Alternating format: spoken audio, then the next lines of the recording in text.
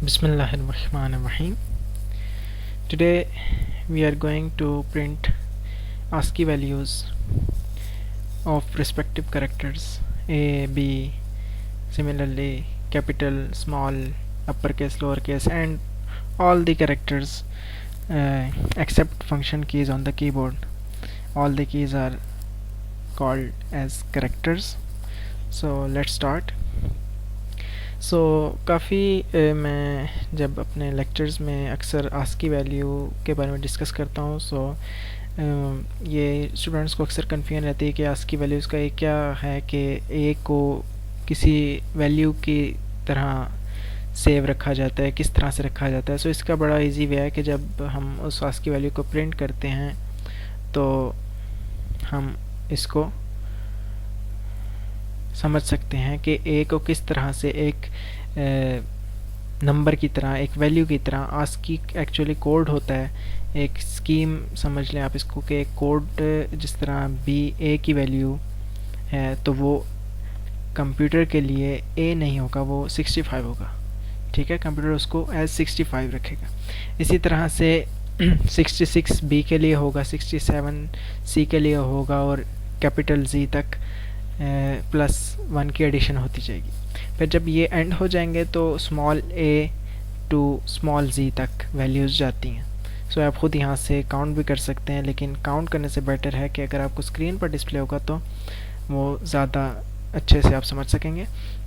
अब यहाँ पर आपने देखा कि मैंने int B is equal to A कर दी है। हालांकि इंट में तो वैल्यू सेव होती है, लेकिन क्योंकि आस्की का यहाँ पर कॉन्सेप्ट है तो यहाँ पर int B is equal to A का मतलब ये है, यहाँ पर मैं स्मॉल ए रख लूँ, कुछ भी रख लूँ, तो यहाँ पर इसका मतलब ये है कि ए की जो आस्की वैल्यू है वो स्मॉल ए में शिफ्ट हो रही है। ठीक है, और इसी तरह जो ए है वो लेस देन इक्वल टू जी है और ए प्लस प्लस, इसका मतलब यही है कि ए में तो एडिशन नहीं हो सकती ना, ए +1 का तो कोई मतलब नहीं है। तो इसका एक्चुअल मीनिंग ये है कि 65 + 1 66। ठीक है, that's for B. Similarly 67 is for C. So it is very simple. You can see just now I'll print when I will print on the screen. सारी वैल्यूज डिस्प्ले हो जाएंगी आस्की की।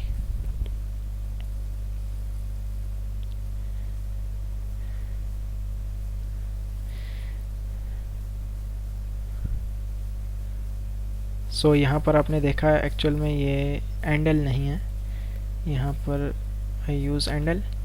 अब आप देख सकते हैं कि 65, 66, 67 ये एक तरह से आपके लिए अंडरस्टैंडिंग के लिए बहुत बेटर वे है।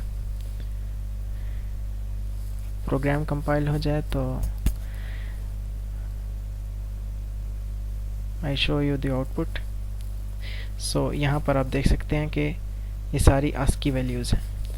अब ये 65 is for A, 66 is for B, 67 is for C, 68 is for D.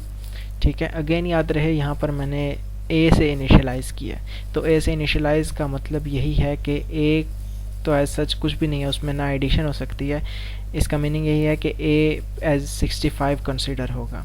ठीक है, और जिसमें जब एडिशन होगी तो ए में एडिशन एक्चुअली मीनिंग ये है कि 65 में 1 की एडिशन हो रही है। और ये यहाँ पर आप देख सकते हैं कि आगे और भी अप टू 122 का मीनिंग है z, small z. So if you have still any confusion you can leave a comment, and अगर आपको वीडियो अच्छी लगी हो तो आप सब्सक्राइब कर सकते हैं और बेल आइकॉन को दबा दीजिए so that you will get the notification of new upcoming videos. Thank you.